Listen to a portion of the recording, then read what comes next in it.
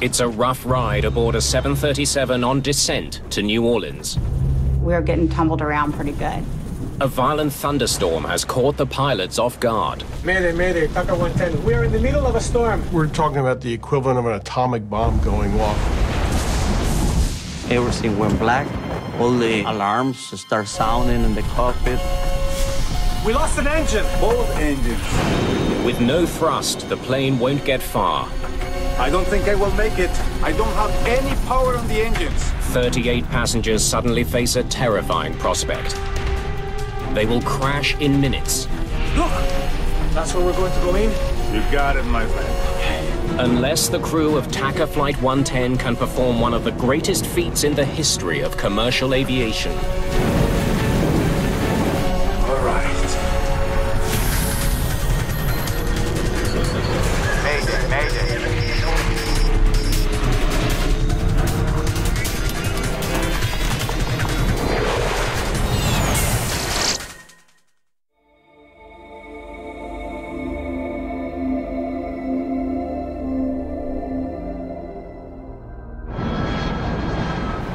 A brand new Boeing 737 is making its way through heavy thunderstorms and hail 30,000 feet above the Gulf of Mexico.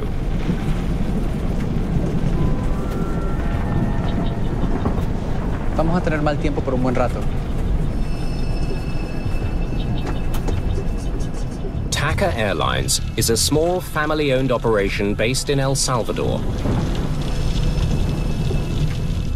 TACA Flight 110 left Belize City less than 2 hours ago, bound for New Orleans.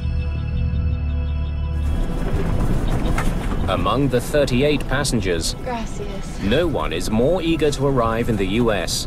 than Lee Burmeister. I'd been down to Costa Rica for about a month, and my appendix ruptured and had surgery in a small little village. It was a scary time. I was really ready to get home. The heavy weather the crew is now coping with is a big change from earlier in the flight. I remember that it was a very sunny day when we left Belize. Everything was going well. Todo iba bien. It was just like that. It was pretty, and then all of a sudden it was the blackest sky I've ever seen in the afternoon. They're flying over the Gulf of Mexico in May. At this time of year, the weather is unpredictable. Violent storms can form in a matter of minutes. Thunderstorms have all types of hazards in them, from the heavy rain, hail, lightning, microburst, wind shear, severe icing. We're talking about the equivalent of an atomic bomb going off.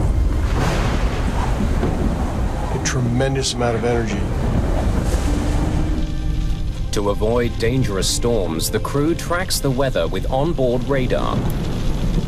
But the technology has limitations. Airborne weather radar typically operates in an X band, which is a certain wavelength and has limited power. As a matter of fact, hail is not picked up on airborne radar. So we will sometimes get hail blowing off a storm, and yet it'll only show up as green or yellow in front of us on the weather radar, not as the heart of a red thunderstorm. And unfortunately, this is one of the reasons we have to try to stay as far away from thunderstorms as we can. Captain Carlos Dardanau was born to fly. At just 29, he is the third generation in a family of pilots. Anti-ice on. Since I was a little child, I remember that I was dreaming on being a pilot and being around airplanes all the time. Captain Dardanau has had to overcome tremendous obstacles to earn his wings. 6 years earlier, in 1982, he was flying for a small general aviation company. I was doing a little air taxi business around the country. El Salvador was consumed by a civil war, and Dardanau found himself caught in the crossfire. At a little grass runway airport, I was shot by guerrillas in the face. Badly wounded, he managed to fly his passengers to safety. We just take off, and I stayed really low between trees, and I flew 20 minutes back to the main airport. The brush with death cost him his left eye. I was shot over here, the bullet went through. But Dardanot did not give up on his dream. Despite his impaired vision, he went on to become a certified commercial pilot. TACA 110 runway 28, final approach course, continue inbound. Descend at pilot's discretion, maintain 4,000. Thank you, sir. TACA 110, 4,000. First Officer Dionisio Lopez has more than 12,000 flight hours. He and Dardanot have flown together many times. Captain Arturo Soleil is a flight instructor with TACA Airlines. He's on board today to observe the performance of this new plane. A 737-300 series, the jet was delivered to TACA Airlines just 2 weeks ago. This hill is going to scratch the paint. We were really worried about the paint coming off the airplane because this is a brand new airplane in the company. The 300 is the latest in the world's most successful line of twin-engine passenger jets. It's more aerodynamic than its predecessor. It also features a new state-of-the-art engine design. When you pick up a new jetliner worth millions and millions and fly it home with a brand new paint job and everything is nice and new, it's not just a thrill for the crew, it's a thrill for the airline too, especially a smaller one like TACA. This was a big, big deal. 50 kilometers from the New Orleans airport, the plane begins its final descent. It feels like you hit a wall.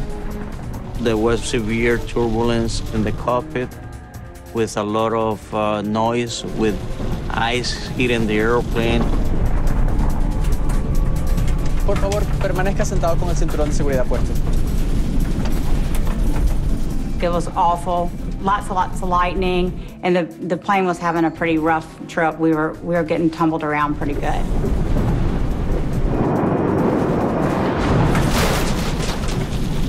As the flight attendants take their seats. Flight attendants, please take your seats.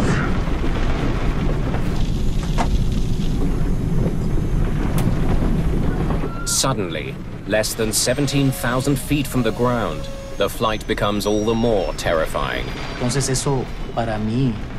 It was very strange because it had never happened to me before. The lights had never gone off during turbulence. Everything went black. All the alarms start sounding in the cockpit. All the instruments went out. So I hit the throttles a couple of times, trying to just go to basics, control the airplane. We lost power on the engines. Then I find out that we didn't have any power. I've got nothing. The plane has enough speed to glide, but not for long. It will rapidly lose altitude as it does. No power also means no electricity for all of the onboard systems. In the New Orleans control tower, Flight 110 disappears from radar. TACA 110, approach, say altitude. TACA 110, this is New Orleans approach control. How do you hear? Without power, communication with the plane is now impossible.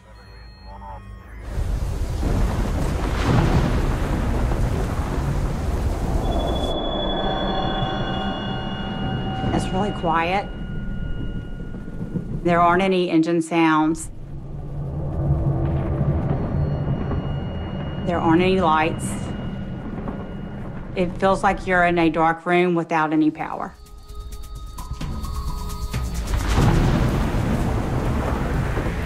In less than a minute, the 737 drops almost 1,000 feet.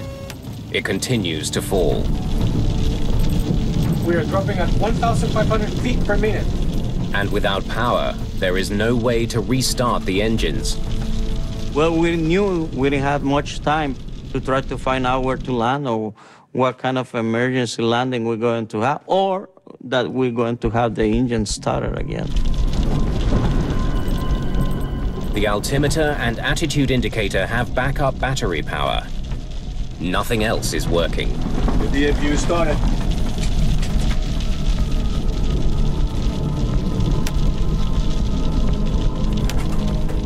The APU, or Auxiliary Power Unit, is a backup generator that provides emergency power to vital systems. But starting it takes time. And with each passing second, TACA Flight 110 falls closer and closer to the water below.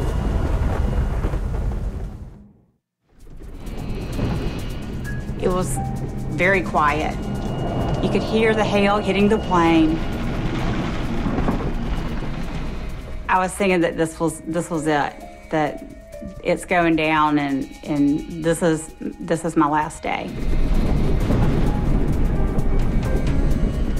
Lovers, watch the gauges.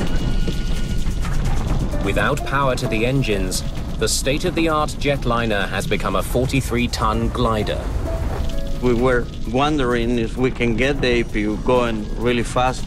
You know, you're gliding down in the middle of the thunderstorm, trying to get the power going.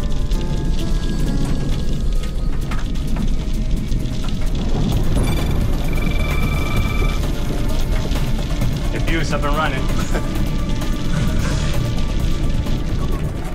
Y cuando regresaron las luces, when the lights came back on, I was relieved.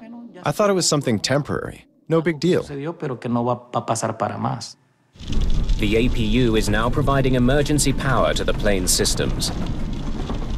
But the engines are still not running. To fire up the powerful turbofan engines, the crew must follow the procedure for a complete engine restart. Fast to idle, and fuel levers off.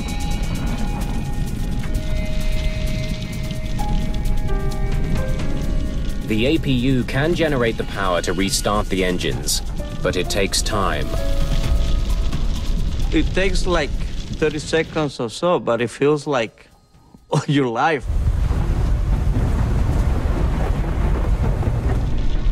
Programa day to New Orleans. Get us out of this storm and onto our runway. Mayday, Mayday, TACA 110. We are in the middle of the storm, sir. We need vectors to the runway now, sir. We lost an engine. Both engines. Both engines, sir. Both engines. Understand both engines, TACA 110, roger. The controller knows he needs to get the plane on the ground as soon as possible, even if it means sending it to another airport. TACA 110, roger. Turn left heading 280. Vectors to Navy calendar runway 22. Flight 110 is still 32 kilometers from New Orleans. The stricken plane has a better chance of landing at a US naval base 27 kilometers away. But the plane will not make it to any airport unless the crew gets the engine started. 29, 30, hit it.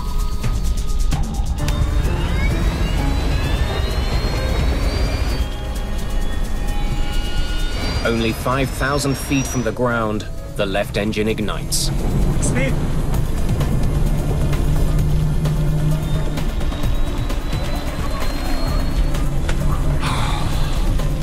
Okay, good job. Start working on the other one. The plane can fly with only one engine, but both engines would be safer, especially in bad weather. Request a vector back to New Orleans. Okay, we have one engine back on. Request vectors to New Orleans. TACA 110, Wilco, fly heading 290. Vector around the thunderstorms to your right. Meanwhile, Captain Soleil is taking the steps to fire up the second engine. Here comes the other one. And here comes the other one. Speed. All right. And you got both of them. With both engines back, it appears the crisis is over. Okay, sir, we have both engines back now. We really appreciate what you've done for us. We are going to go down to 310. For the engines to come back on, it really didn't make anybody feel that much better. We are still in a mess. Look, I don't feel any power. Why don't I feel any power? Something's wrong. The engines appear to be running, but they're not providing any thrust. Sucker's not started. Then the gauges show that the engines are overheating. They're burning up from the inside. The risk of a catastrophic engine fire now leaves Dardanot no choice. He must do something no pilot would ever want to do. Shut down both engines for good. Once again, the plane is without power, and falling fast.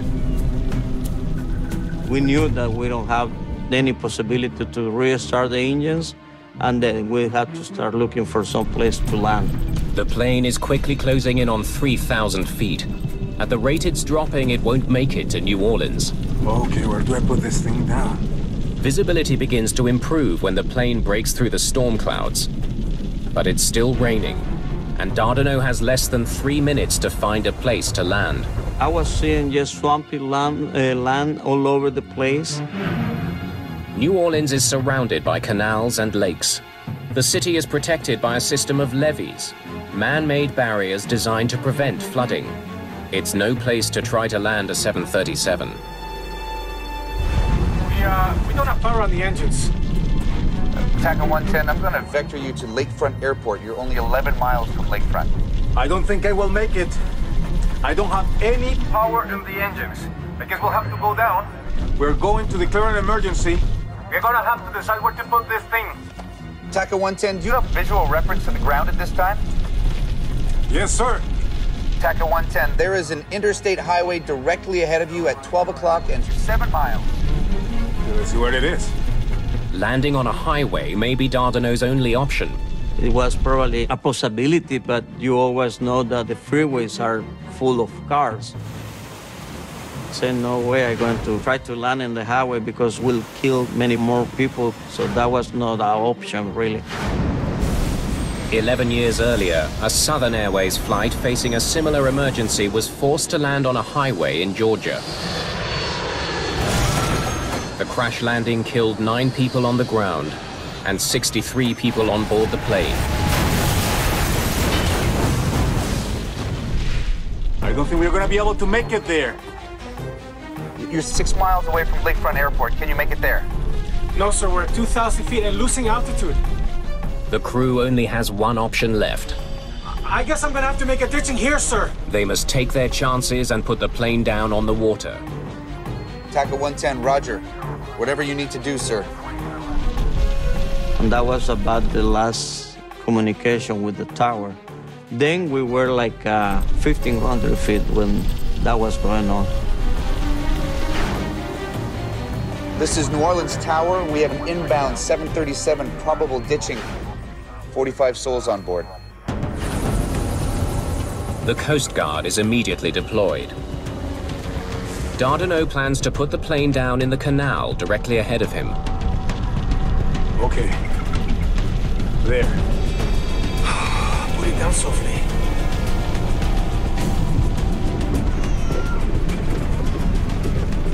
It was kind of the feeling of everyone on the plane that we weren't going to get out of this.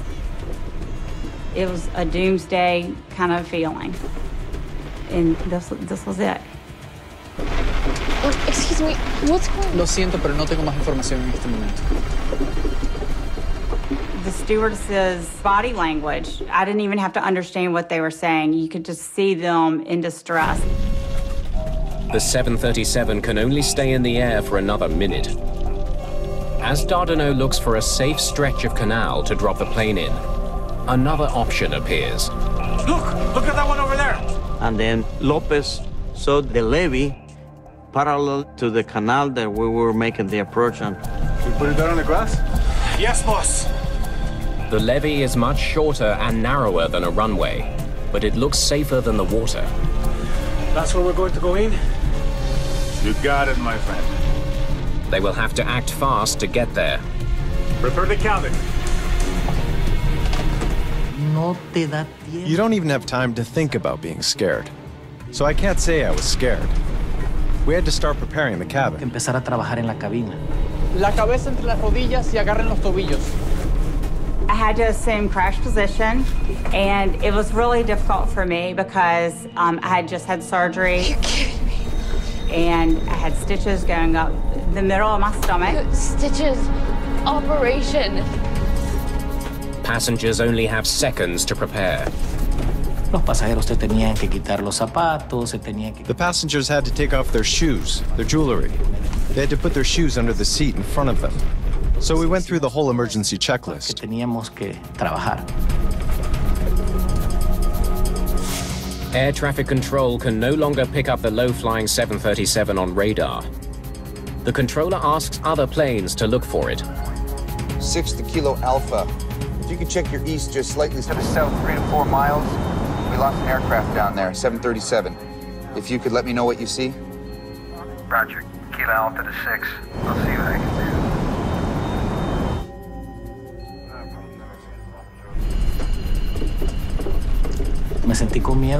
I felt scared when I got back to my seat. That's the moment when I really got scared.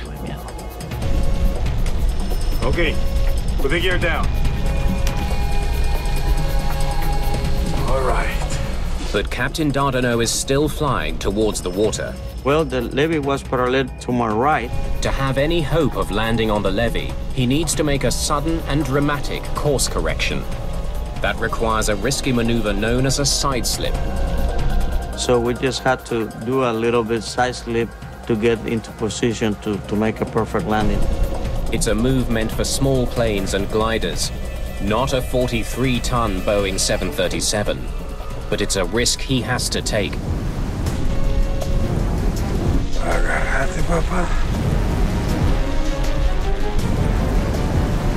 I prayed. I was in disbelief that this was happening. Only 700 feet separate the plane from the ground. Without engines, the pilots have no thrust reversers to slow the plane when it touches down. Dardanot has an additional challenge. With only one eye, he's unable to gauge depth as he speeds towards the narrow, rain-soaked strip of grass. Oh, God. Oh, God.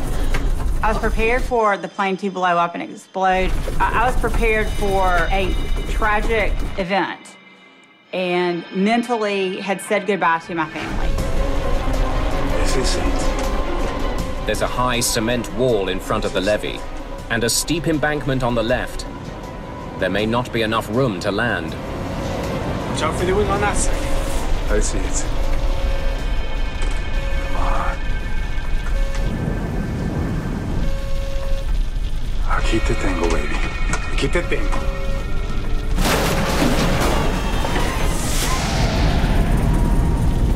We touched down with one wheel and the other one. Was it a hard landing? Yes. If the seatbelt snapped, we would have flown through the plane, for sure. On the soggy grass, the plane is in danger of skidding off the levee into the water. I was trying just to control the airplane, not to hit the brakes and not to lose the airplane at the last minute, you know. The spoilers were out. So we were just thinking, okay, we make it, we make it, we make it.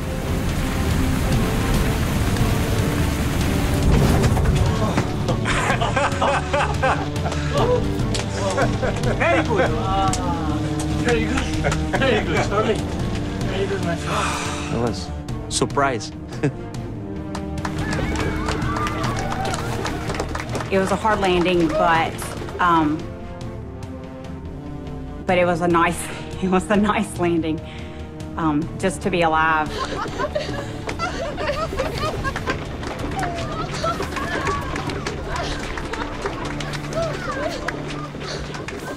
El aterrizaje fue espectacular. El avión. The landing was spectacular. The plane landed so smoothly.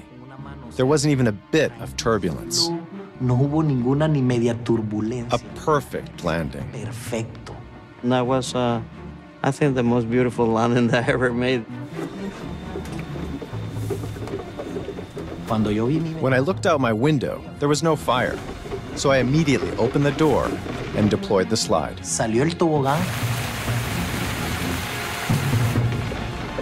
Rápido, por la salida más cercana. They told us to get off the plane, that the plane was going to blow up. The New Orleans controller has no idea what has become of TACA Flight 110. Another aircraft relays the news to the tower. Kilo Alpha to 6. Everything looks okay. Looks like you did a pretty good job. They made it. You're not going to believe where they are.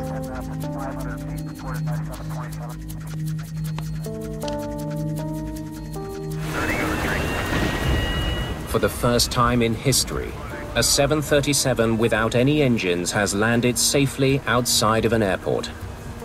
Now investigators must find out why the sophisticated engines on a brand new jetliner failed in mid-flight. Pilots call this a dead stick landing, a landing with no engines. As it turns out, TACA 110 has landed on NASA property. This is the Michoud facility, where they manufacture parts for the space shuttle. The evacuation was quick. We got out of the plane quickly. We slid down the chutes. I got to the top of the levee, and there were some nurses that were on the plane, and they looked at my stitches and everything. No major injuries, just one person that had an operation, but she's okay. Where were you headed? To New Orleans. And soon after, an ambulance came, put me on a stretcher, and took me to the hospital. You have to thank God. That's right. Yes. And also our captain, because he kept me calm. That's right. I'm going to talk to the captain.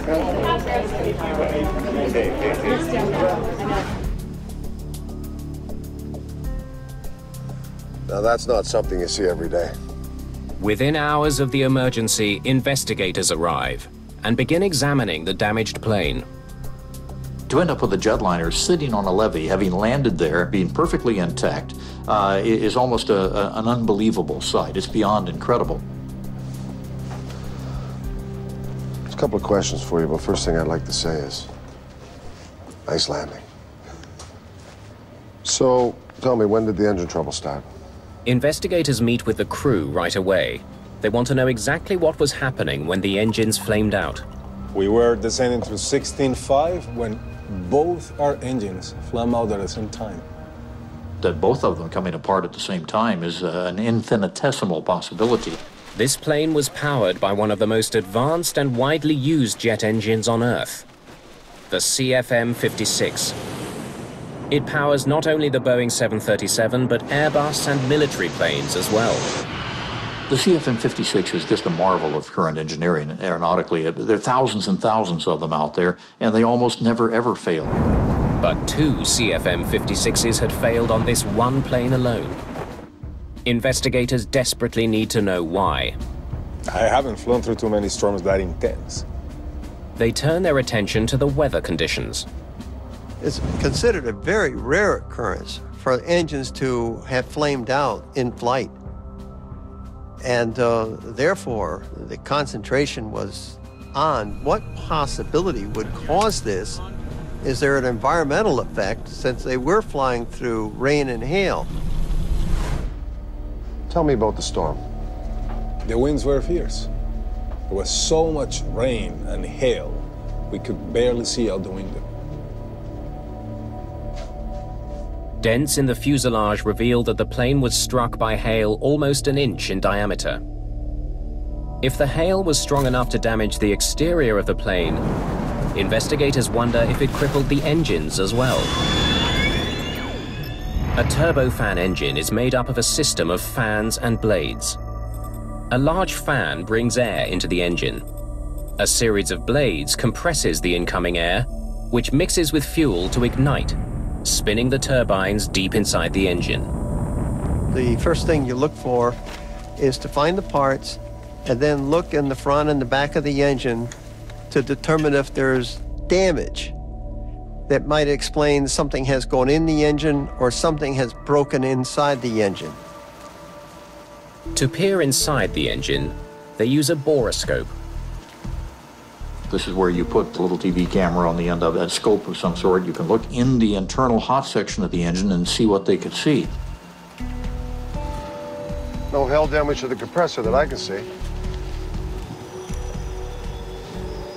Keep going deeper. Let's see what's at the center.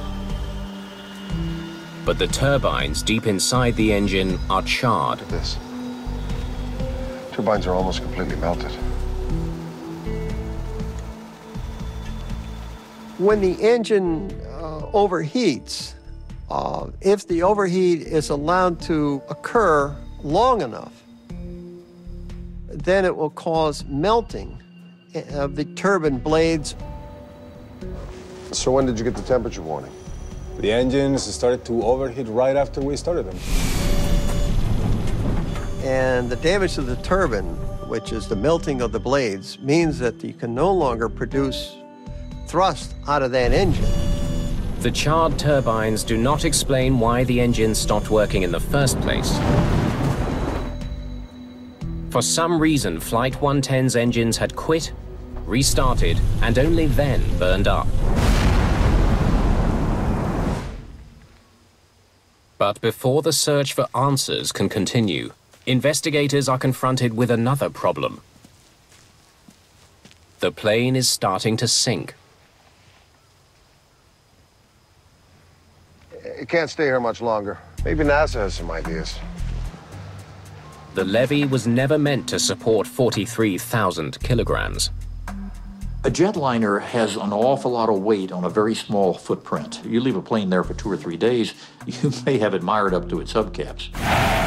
There was barely enough room to land the plane on the levee. Getting the plane off of it could be even more challenging. You've got really 3 ways to get this airplane out of there. One is to fly it out, secondly, to disassemble it, or third, put it on a barge. But it's not as easy as it sounds. Disassembling the plane could cause more damage. Do you think we can fly it off? The decision is made. They'll attempt to take off and fly the plane to New Orleans. The very first problem of getting the airplane ready to fly was getting the engines to the point of reliability, which meant they had to replace the right engine. It was just cooked. It was too far gone. The left engine was probably going to need to be overhauled, but they could fly it out with that. After replacing the right engine, they bring in test pilots to get the plane off the ground and to the airport 24 kilometers away in New Orleans. It's a good, safe operation that we're doing here today. We can accelerate up to virtually to takeoff speed, and then if we decided to stop, why, we could stop the airplane.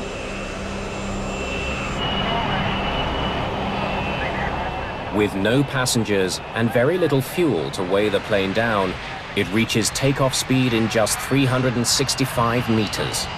The investigation at the emergency landing site comes to a dramatic end. In most scenarios in which an airplane comes down in the wrong place but is still intact, you probably never get it out that way. This just happened to be amazing luck. Hey guys.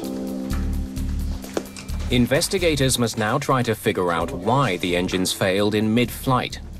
If rain caused them to shut down, thousands of other planes are at risk. This was an incredible situation because these engines are just too reliable. Did they go through a thunderstorm? Well, that's not supposed to do it, so what happened? The CFM56 engines are designed to withstand a heavy rainstorm. Most water is diverted away from the core while in flight. Whatever makes it inside should evaporate or drain from the engine. The engines were sent back to the GE test facility in Ohio, where they have the test facilities that can recreate water ingestion testing. If some hidden design flaw caused the engines to fail, investigators need to find it. They hope water ingestion testing can provide some answers. Once they got these engines in the shop and started testing them, the very first thing was to go to the FAA standard, the way FAA had tested them in the past and what had been approved. Okay, let's see what they can handle. You basically spray water from nozzles into the inlet of the engine. And the amount of water you adjust in percentage to the amount of air to simulate flight conditions. Despite rigorous water testing, the engine does not flame out. Like we thought, wasn't the rain. Nothing went wrong. The engine continued to run. So obviously something else had happened. So they needed to examine this in much more detail. Was there something more severe about the weather? We lost an engine. Both engines. Both engines, sir. Investigators study all available data on the storm that somehow brought down TACA Flight 110. That was more than a thunderstorm, it was a hailstorm. In the case of the TACA, we had basically a frontal system to the north, some very strong winds in the vertical producing several hail events. And in the southern latitudes, you don't typically see too many hailstorms. So it was abnormal. The engines are designed to ingest water, but investigators are unsure if hail acts differently from water inside the engine. They never thought about hail getting into the core. Hail is only created in a thunderstorm. It basically starts as a raindrop. It goes up above the freezing level, freezes, becomes a piece of ice. Then as it gets heavier, drops back down below the freezing level, coats another layer of water around it, and gets back into the updraft again, brought to higher altitudes, and refreezes. So hail is multiple layers of ice that forms on a particle. Investigators learned that the engines were designed to withstand the impact from hailstones of a certain size. The FAA standards called for a mixture of hail sizes of 1-inch and 2-inch diameter balls. Some of the hail TACA 110 encountered was smaller than that. Those smaller pieces of hail could make their way through the fan and compressor blades, accumulating deep inside the engine, where they would melt. Hail was considered to not be a factor in the center core, but if it had been, what would it look like?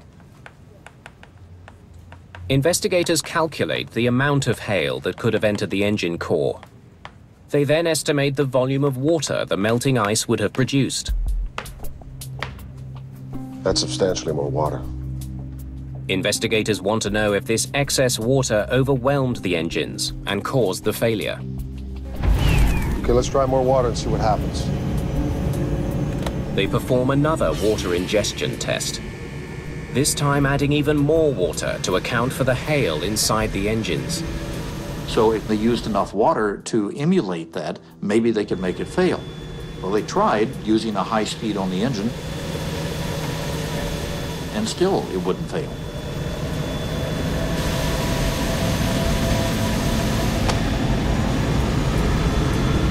Okay, what are we missing? Or whether there's something unique about the engine operation itself that might have contributed to the engine losing power. Engine performance figures from the flight data recorder give investigators a new lead. Just before the flame-out, engine power was down to 35%. TACA 110 runway 28, final approach course, continue inbound, descend at pilot discretion, maintain 4,000. Thank you, sir. TACA 410, 4,000. They had just started their descent. Thank you, sir. TACA 110, 4,000. As the plane began its final approach to New Orleans, the engines automatically reduced power to slow down for their descent. At a lower power setting, the engines may not have been able to handle as much water.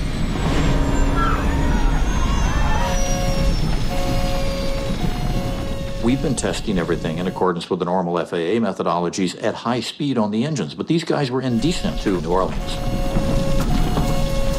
They repeat the test, this time with less power to the engines. So we want to see what happens when we add the same amount of water, but with the engines powered down to 35%, okay?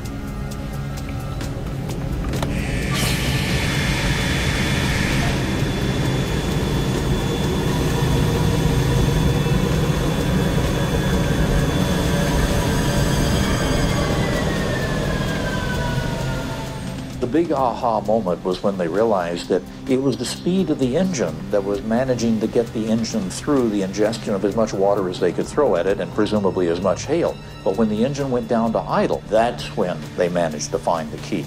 That's when the engine couldn't handle it. Well, now we know what happened. Bad timing. And that test gave a completely different result. Investigators have discovered why the engines flamed out. It showed something that no one understood at the time, because in all the testing and all the logic that had gone into it, they hadn't taken into account the slow speeds on the engine on descent. At the lower speeds, the hail, having a significant velocity and momentum, can actually see an opening between the fan blades. And it's able to get through the fan blades and directly into the core. The engines filled with hail and water and flamed out. For investigators, only one mystery remains. Look, don't feel any power. What went wrong after the TACA crew restarted their engines? The sucker's not started. Why did they overheat and fail?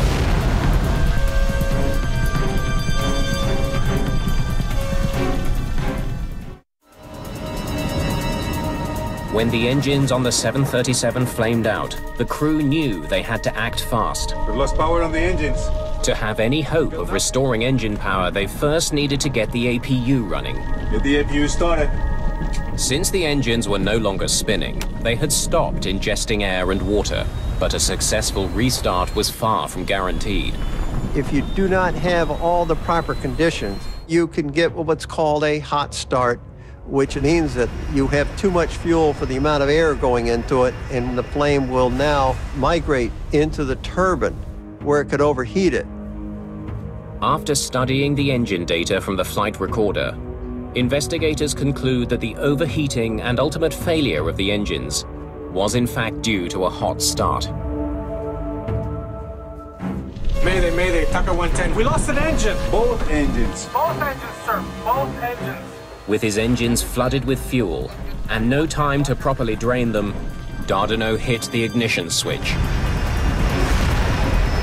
If you didn't get all the timing correctly, then this is what's going to happen. You're going to get a hot start. I can't be critical of a pilot in that condition. That aircraft is coming down. Rain and hail from an intense storm crippled a modern passenger jet and nearly led to disaster. Investigators must find a way to make sure it never happens again.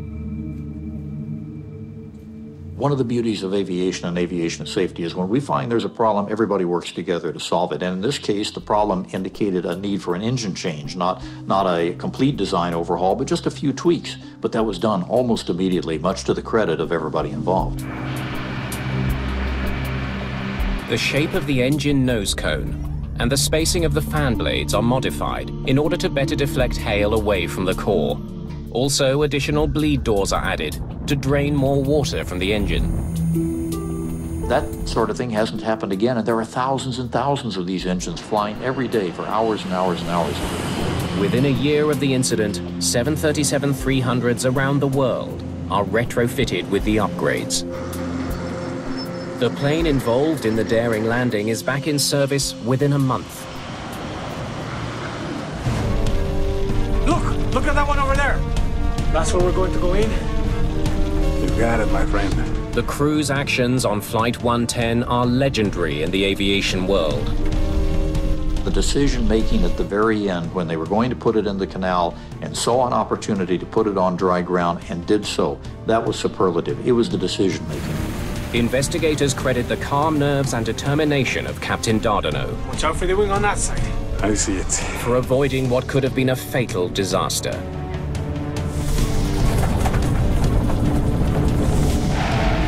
Captain Carlos Dardanot is dubbed a hero in the media.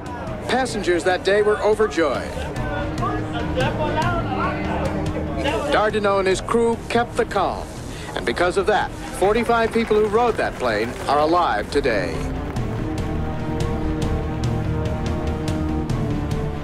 Today, the Dardanot family tradition continues. Carlos's son and daughter have followed in their father's footsteps, both becoming pilots. At the beginning, I was mad when I was shot. I lost part of my vision, and then I had this accident that everything went well. And 20 years later, I have a career, I have a good life, and life is for a reason is for life.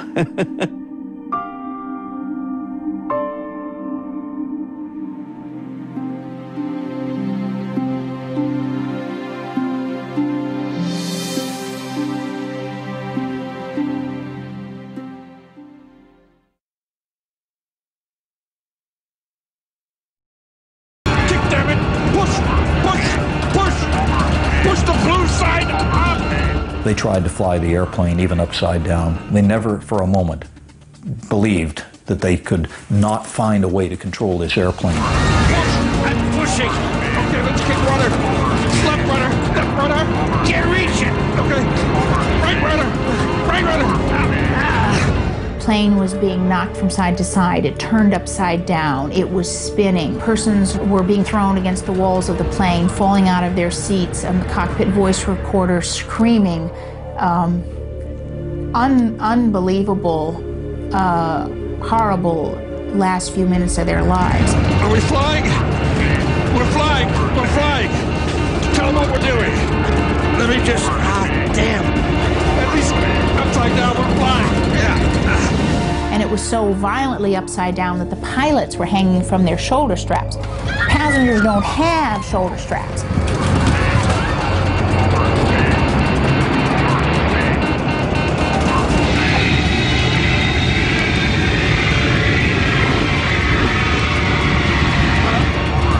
Here we go.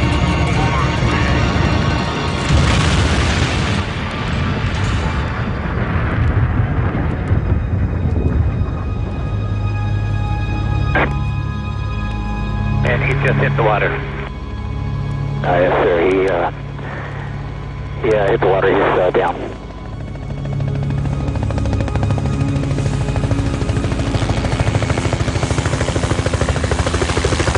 After a terrifying 60-second dive, Flight 261 hit the Pacific Ocean at close to 250 miles an hour.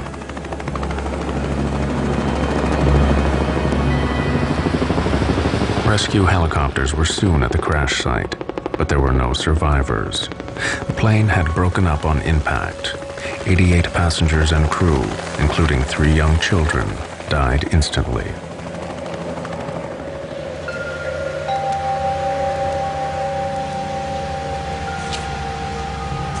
Fred Miller lost his daughter Abby and her husband Ryan. These people suffered on the way down. This was not a pretty way to die.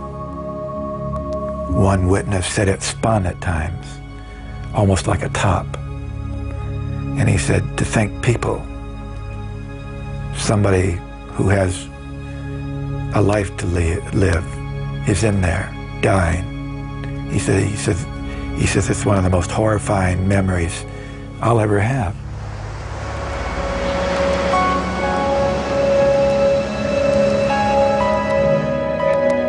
Susan De Silva lost her husband, Dean. I know that they went through a horrible, horrible experience. This was a violent end these people suffered. There were no bodies that were intact or even close to intact. And they were conscious for a long time before it all came apart. Colleen Worley died along with her fiancé, Monty. As a mother, keep waiting for your child to come home. And Colleen had traveled so much in her life that it was unusual not to have her just walk in the door. All this time you're thinking something caused this, something made this happen, and I want to find out who's responsible for this.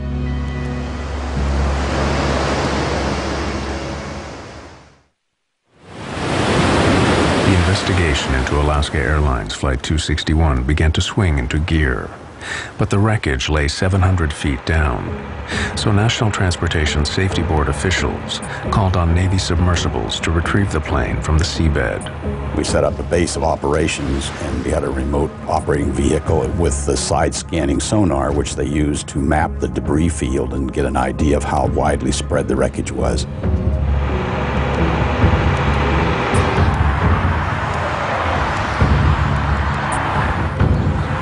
At the National Transportation Safety Board headquarters in Washington, the investigators' immediate concern was to find out what had brought the plane down. The first clues came from the cockpit voice recordings. LA, Alaska 261, we're with you. We're at 22.5. We have a jam stabilizer, and we're maintaining altitude with difficulty. we immediately suspected some problem in the tail of the airplane, which is where the controls are. There's something was wrong back there, and that was the key piece of wreckage to look for. The MD-83 that crashed was a revised version of the Douglas Corporation's DC-9, which was an extremely popular plane. Over 2,000 were delivered to airlines worldwide. The engines were at the rear of the plane, and the distinctive T-shaped tail was an essential element of the design. In a big turbojet aircraft, one of the rather brilliant elements of the design is that since you're going to be loading passengers and cargo, you want to be able to have that aircraft loaded a little nose heavy or a little tail heavy.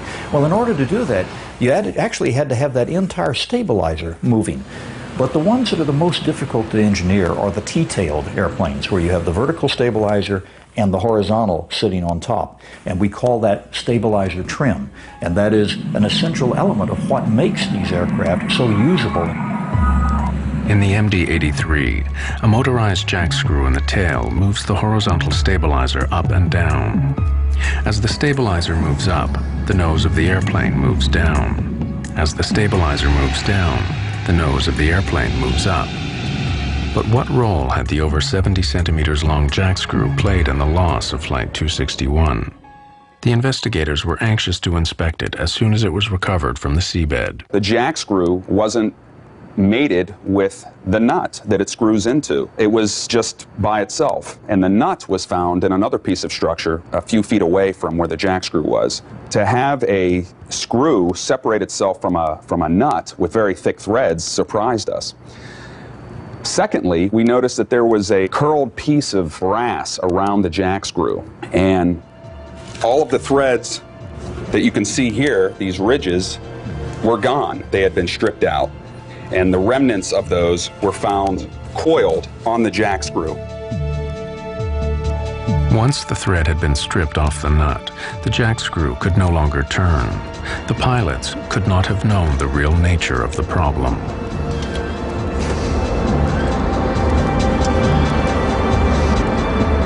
The crew was confronted with a situation that had never occurred before. There is no failed jack screw procedure in the quick reference handbooks that they have available. There is no training for it.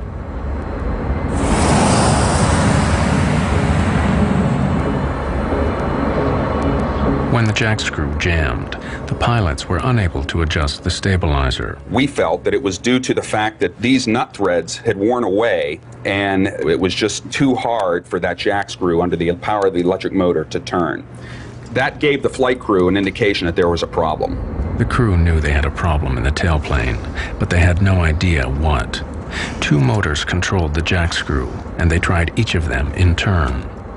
But the pilots' attempts to free the jammed stabilizer made their situation worse. We're at 23-7. Request. Yeah, we got it under control here. No, we don't. Where they went wrong was that they wanted to try both the alternate and the primary trim motors at the same time. When the pilots switched both the electric motors on, the jack screw moved, but the threads had given way, and the jack screw was now held only by a single retaining nut. From this point on, the plane was doomed. That end nut was never designed to hold the loads generated aerodynamically by the airplane. Let's get speed brakes. Give me high pressure pumps. Okay. Now we know, in the glaring light of hindsight, now when we turn the situation around in time and look back, we can see that this aircrew and no aircrew should have ever been fooling with the trim and trying to run it back and forth. The retaining nut grew weaker and weaker. Then, finally, through the loads beating down on that nut, the nut finally failed. Feel that? Yep. Okay, give me slacks. The jack screw slid completely out of the Acme nut, allowing the horizontal stabilizer to move well beyond its aerodynamic limits. This is a bitch. Is it? Yeah. The stabilizer forced the plane down, and now completely out of control, it rolled over into its final dive.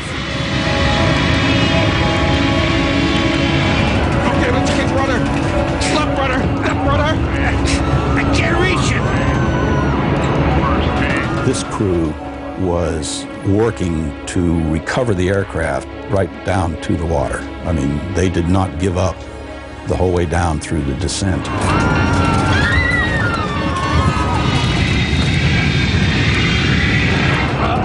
Here we go.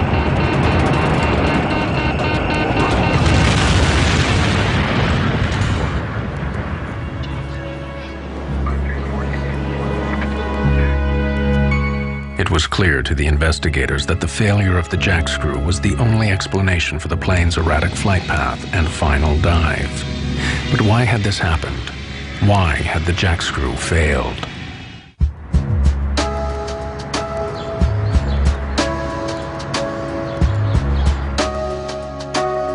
The investigators began looking deeper and deeper into the condition of the faulty jack screw on Alaska Airlines Flight 261. What had caused it to fail? There was no lubrication or visible grease on the working area of the screw. That was surprising and strange.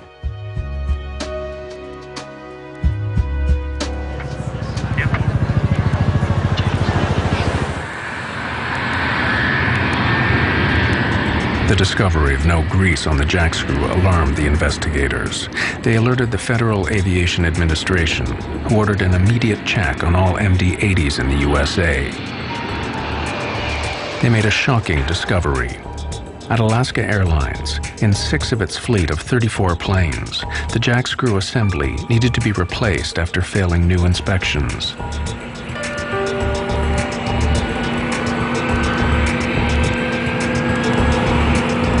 No grease is the culprit. No grease or inadequate grease is the only thing that can give you that wear rate.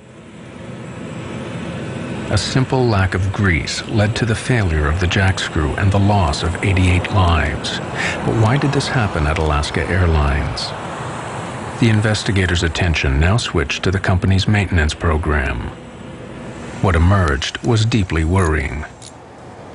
We interviewed all the mechanics who had worked on these airplanes. We knew that they had been falsifying records or not doing the work they had indicated. The mechanics at Alaska indicated that they were pressured to keep the planes in the air, or that their recommendations were overruled by supervisors. Some alleged that records were altered to show work done that was not done. Alaska has long been one of America's most successful airlines, but in the early 1990s, the economic downturn began to hit the company hard. Its response was to slash costs to revive its fortunes. Alaska Airlines began flying the planes more intensively. It sharply increased the average daily use of its fleet. Keeping the planes in the air earning money put maintenance schedules under pressure.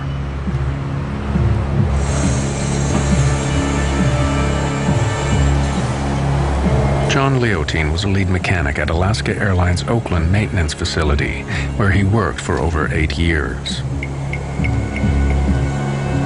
Leotine felt that the new pressures on maintenance put passengers' lives at risk. He was to pay dearly for expressing those concerns. We have used an actor to portray his experiences based on his sworn evidence to the NTSB.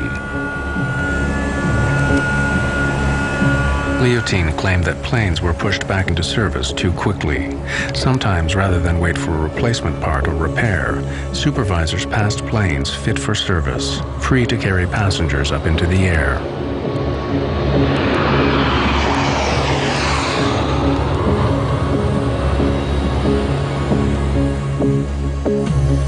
In October 1998, over 15 months before the crash, John Leotine became so worried that he did something that would change his life forever.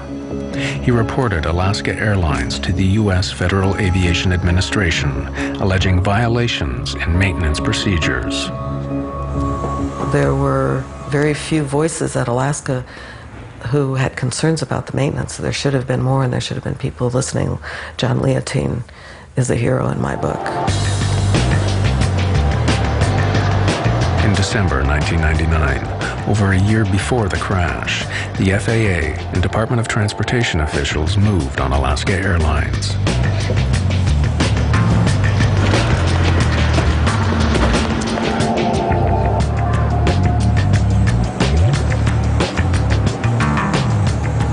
case was referred to federal prosecutors, and the FBI raided Alaska's maintenance facilities and seized thousands of records.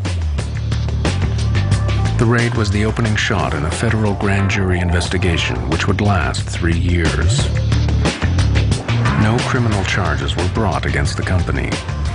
Alaska Airlines officials denied that any unsafe planes were put into service or that passengers' lives were ever at risk. But the investigation revealed hundreds of violations of federal regulations. Alaska Airlines was fined. The FAA insisted on changes to the company's maintenance and safety procedures. The FAA also suspended 2 supervisors for falsifying records.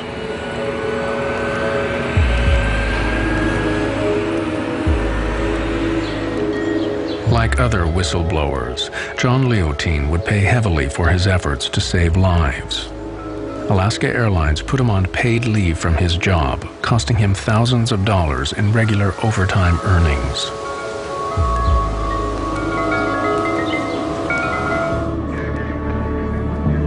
Then, in January 2000, John Leotine saw his worst nightmare come true. The kind of accident he had tried to prevent by contacting the federal authorities now took place just off the California coast.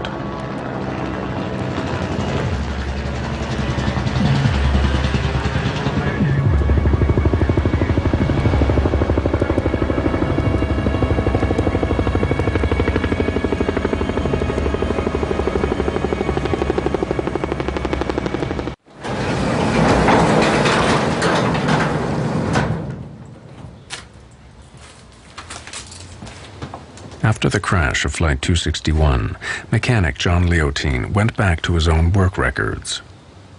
Incredibly, he found that he had a direct link to the crashed airliner. Over 2 years before, at the plane's last overhaul, he had ordered the jack screw on this particular aircraft be replaced. He then went off shift. When investigators examined the record, they found that Leotine's recommendation had been overruled by the next shift and the plane put back into service. It would be 2.5 years before the next overhaul, but time ran out. 2 months before the overhaul was due, Flight 261 crashed.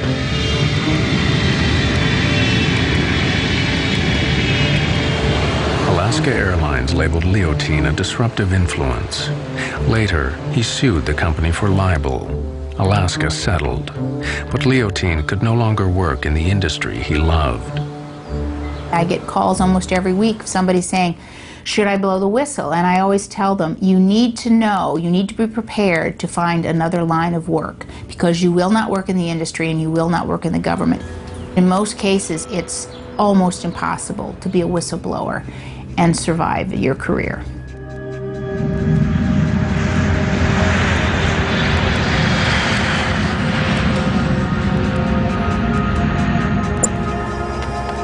As the investigators continued their work into Flight 261, they made another disturbing discovery about the drive to cut costs at Alaska Airlines. To keep planes flying more intensively, Alaska had dramatically extended the intervals between service. This was significant because when a plane is designed, every part has a schedule listing when it is serviced and when it must be replaced. You're supposed to go in and inspect every so many hours, and that's different on parts all over the planes. Some things you have to look at after every flight. Other things have to be inspected every 2 or 3 days. By 1996, Alaska Airlines extended the intervals between MD-80 jackscrew lubrications by 400%. Now, there was over 2,500 hours between each service. The extended service intervals were to prove fatal for Flight 261. If you had 600 hours between inspection points and greasing points, we have no chance of ever having a metal-to-metal contact situation. But if you put that out to 2,000 hours or 2,500 hours, now what you do is eat into some of these protective stages, these barriers that we have towards catastrophic failure.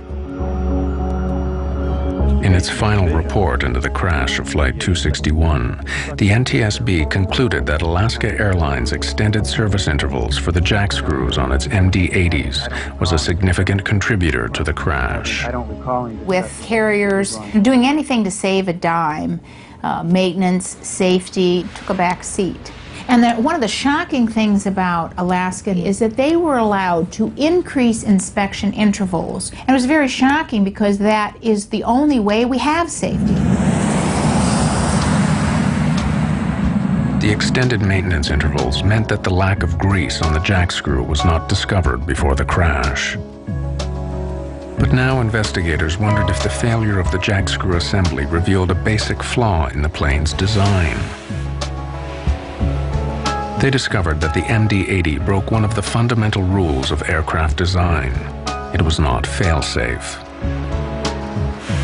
The design philosophy that has made aviation so safe is that we should never ever have a situation in which one catastrophic failure of some component of the airplane causes us to lose the airplane. There was no backup to the jack screw and its nut. Engineers never envisioned a situation on the MD-80 where the jack screw might fail. With inspections every 600 flight hours and replacement every 2,000 hours, the designers did not add an additional redundant backup system. It was utterly laughable that they said it was a redundant system. There's one screw and there's one nut. That's all there is. It's not redundant. The MD-80 continues to fly worldwide, despite the revelation of this potentially dangerous design flaw. The jack screw assembly has not been redesigned. Inspection intervals have been shortened, but airlines still rely on proper maintenance to prevent the same accident happening again. In its final report, the National Transportation Safety Board concluded that the crash of Flight 261 was due to the lack of adequate greasing and the stretched service intervals. When coupled with the design of the jack screw, these failures led to a completely avoidable accident and the loss of 88 lives.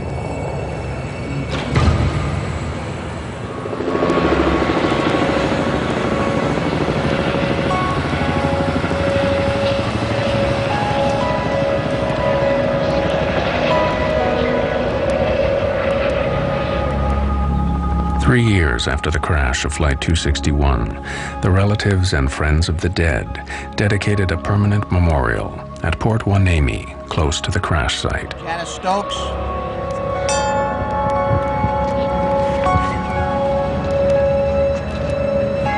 I think the best thing and the only thing in our infinite inadequacy of making up for the loss from this life is to say something that we've been able to say on a lot of other accidents to other grieving families, and that is, those deaths will not be in vain.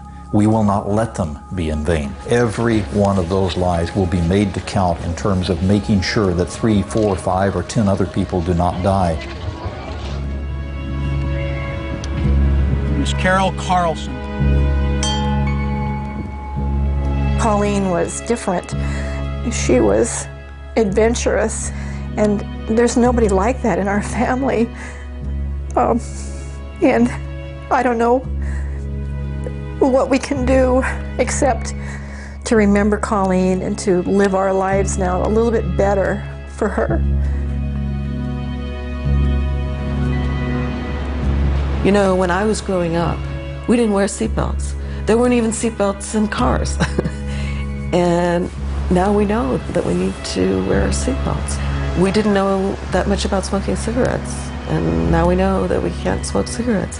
Well, there's a lot to learn about airline safety, too. Ryan Bushy. None of us are the same anymore. It's like walking into a giant storm. Wave after wave forming up, coming in, because it never stops. Grief over the loss of a child is not something I wish on anybody. This plane went down because of neglect. It seems like such an unholy type of loss. What a hard way to die. So an airline can, make more money.